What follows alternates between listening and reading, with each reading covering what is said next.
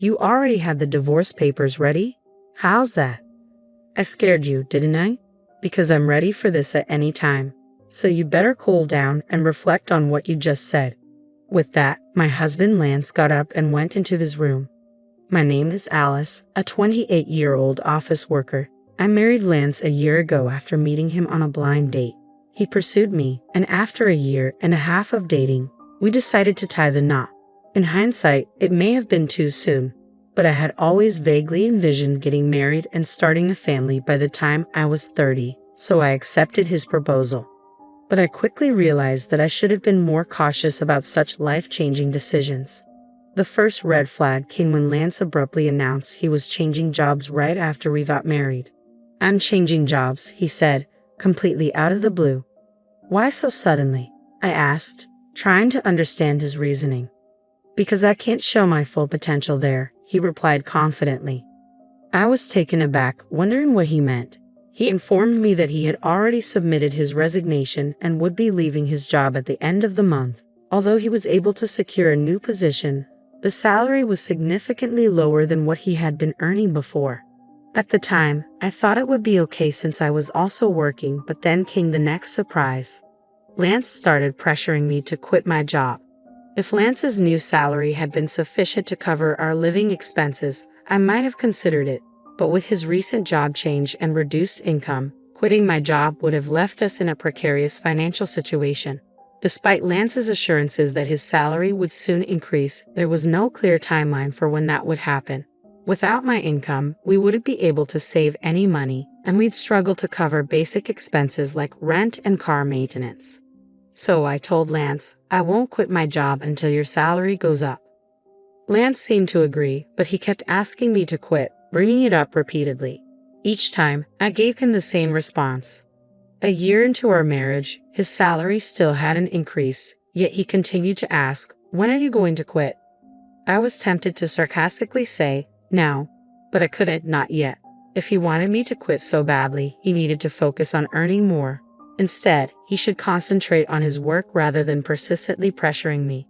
I began to wonder why Lance was so eager for me to quit my job, and eventually, I realized it. Lance wanted me to take care of his mother, Sarah. Whenever we visited my in-laws, Lance would say, "I just want to make things easier for you, Mom," and Sarah would respond, "Thank you, Lance. That's very kind of you." Lance would then glance at me, silently pressuring me to quit my job. He claimed his mother needed care, but the truth was Sarah wasn't ill at all.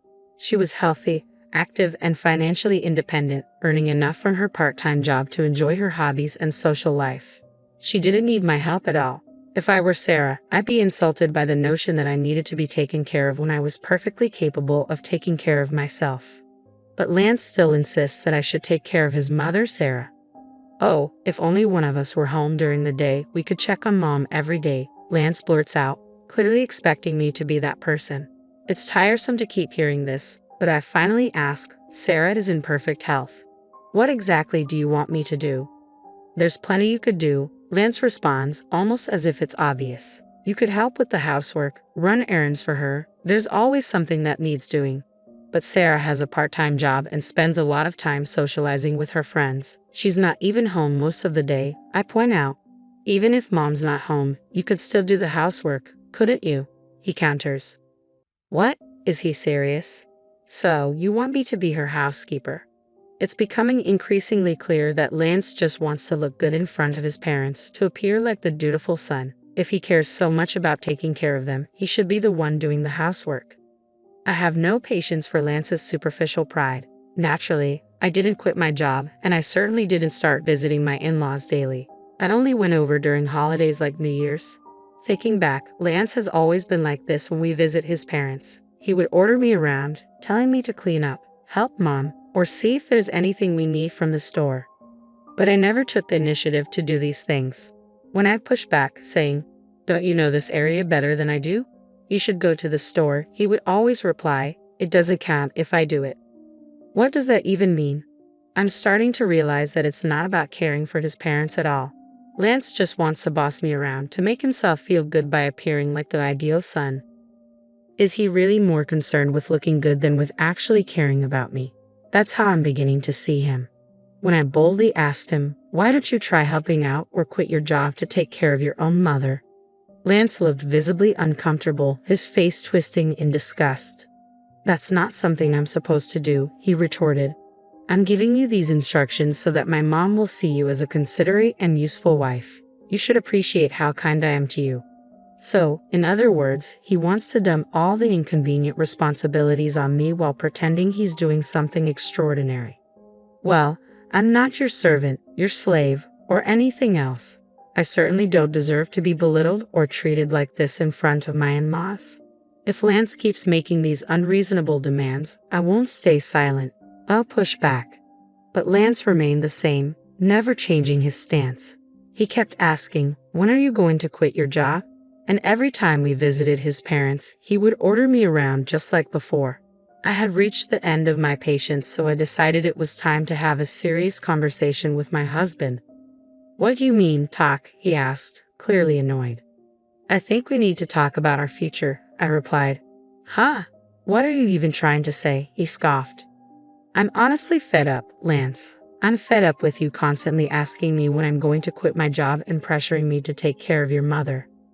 "Why are you fed up with that? You're my wife, and it's your duty to take care of your husband's parents," he shot back as if it were the most obvious thing in the world.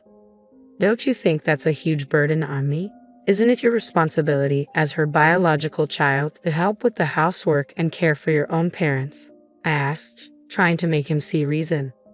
"No way," Lance snapped. "It's the wife's duty to do that. Are you really the kind of person who doesn't care about her family? I'm disappointed you'd even say such a thing." "Then let me ask you this," I countered. "How have you been taking care of my parents? If I asked you to take care of them, would you do it?" Lance looked at me blankly. "What are you saying? Why should a husband take care of his wife's parents?"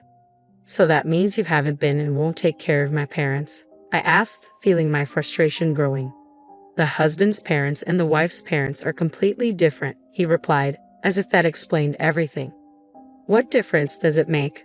I don't understand," I said, exasperated. "I can't believe you're this clueless," Lance sneered.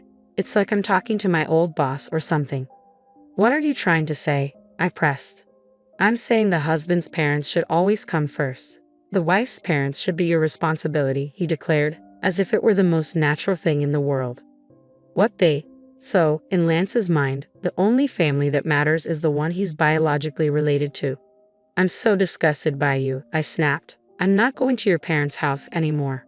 "Huh? Why would you do that?" Lance asked, clearly taken aback. "Enough is enough. I'm tired of this," I retorted, my frustration boiling over. "No way. How dare you talk back like that?" Lance shot back, his voice rising. "My mom was right." "What do you mean, your mom was right?" I asked, my stomach sinking. "She said you're a badly behaved wife," Lance sneered. "That's why she gave me this." With that, he pulled a piece of paper out of his bag. It was divorce papers. "What? You already had the divorce papers ready?" I asked, shocked. Lance looked disturbingly proud of himself. "How's that?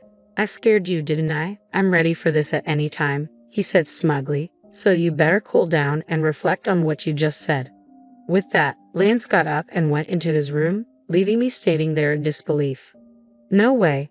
Why is Lance so selfish? And that triumphant look on his face, it's as if he thinks these divorce papers are some kind of weapon to make me submit to his will. The fact that Sarah had prepared the divorce papers made everything even clearer. Lance is nothing more than a mama's boy, eager to do whatever Sarah says while trying to boss me around. You've got to be kidding me.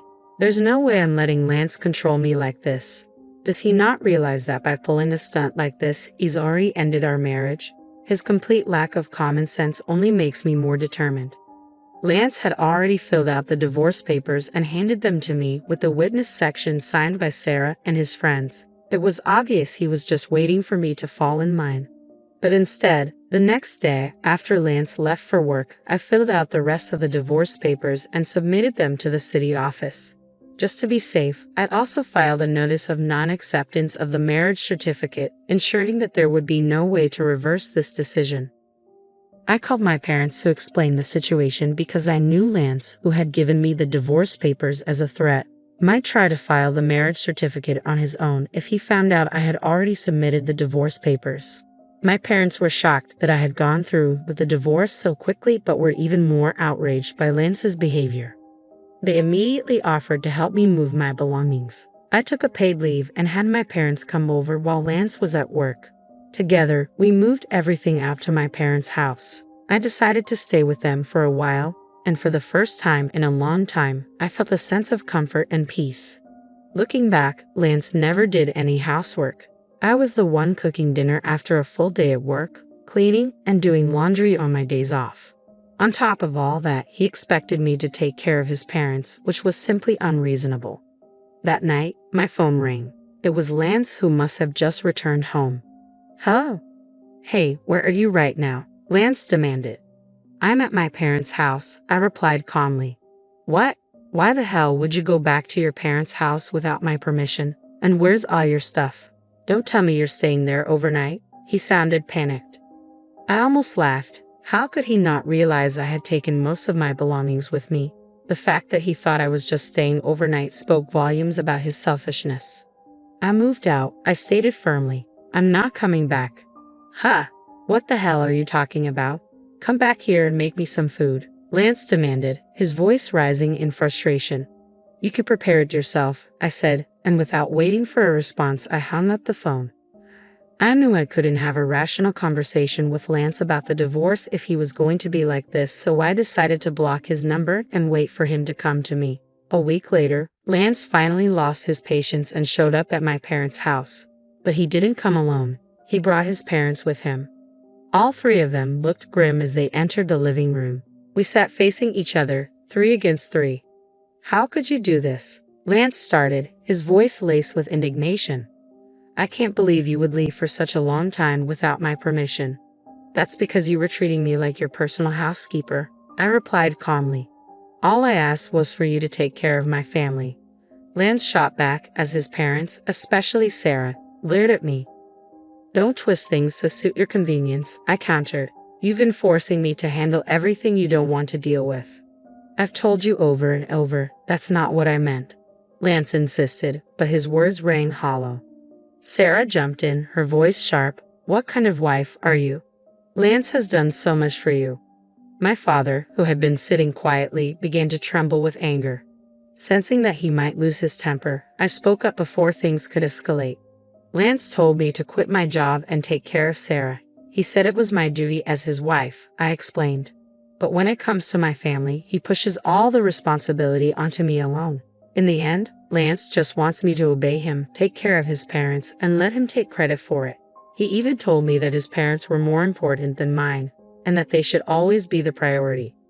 I could see the surprise on my father-in-law Robert's face. He looked at Lance, clearly taken aback. It was evident that Robert hadn't heard any of this before. "And to top it off," I continued, "Lance suddenly pulled out divorce papers, claiming it was Sarah's idea." "What?" Robert turned to Sarah, his tone questioning. "Did you really suggest that to Lance?" Sarah hesitated, flustered. "Well, it's just that Alice has been so difficult." "And did you really say that Alice's parents aren't a priority?" Robert pressed. Lance stammered, Well, it's just normal for your own parents to come first, right?" "Don't be ridiculous," Robert snapped. "I came here because I thought you were facing unreasonable hardships, but from what I'm hearing, you're the one at fault. Don't be a coward and try to use your parents' influence to get your way."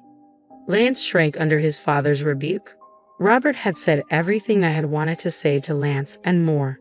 He then turned to me and my parents, offering a sincere apology. "I'm sorry, Alice," he said, his voice full of regret. "And to you both as well," he added, nodding to my parents.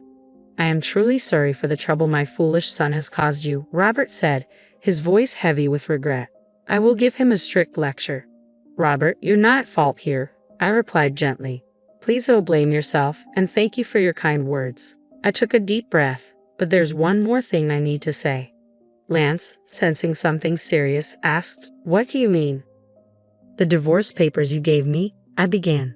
"I've already filed them. We're no longer married." "What? No. Lance and Sarah both turned pale, shock washing over their faces. "How could you do that without my permission?" Lance sputtered.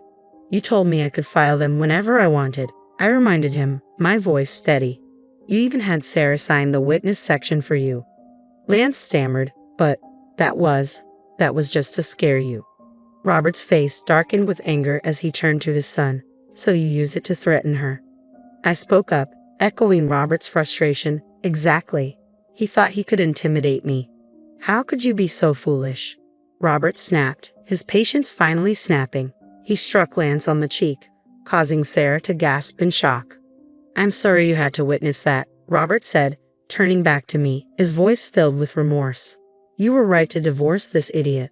I apologize on Lance's behalf for ruining your marriage. Robert then grabbed Lance by the collar and demanded, You and Sarah better apologize too. They both muttered apologies before Robert led them out of the house. I felt a wave of relief. Robert had saved my parents from losing their temper, and later he ensured that all of Lance's property went to me in exchange for no alimony. Lance didn't dare defy his father, so I ended up with all our savings and other assets from the marriage. Though I had a higher income and was the one managing the household, Robert's intervention ensured that the division was fair, and I couldn't thank him enough. I later heard that Robert was so disgusted with Sarah's involvement that he divorced her as well. Recently, I ran into a former colleague of Lance's who told me that Lance wasn't good at his job and was constantly reprimanded by his boss. Apparently, Lance had quit out of spite and switched jobs. I hadn't known about this, and it only reinforced my belief that Lance had blamed everyone else for his own shortcomings. He wasn't making much money at his new job, so I'm grateful I left him when I did. I've since rented a cozy one-bedroom apartment and have been living comfortably on my own. Work is going well, and I even got a raise recently. I'm not interested in relationships right now. I'm focused on my career and personal growth. Looking back, it was clear that Lance was more concerned with appearances than with actually improving himself. He could only maintain his dignity at home, but not in the real world. There are so many men like him who think divorce papers can be used as a threat, believing they hold all the power. But that's a huge mistake. I hope anyone in a similar situation finds the strength to break free, just like I did. And I hope Alice finds someone wonderful in the future. Thank you for reading until the end. Please subscribe to our channel and see you in the next video.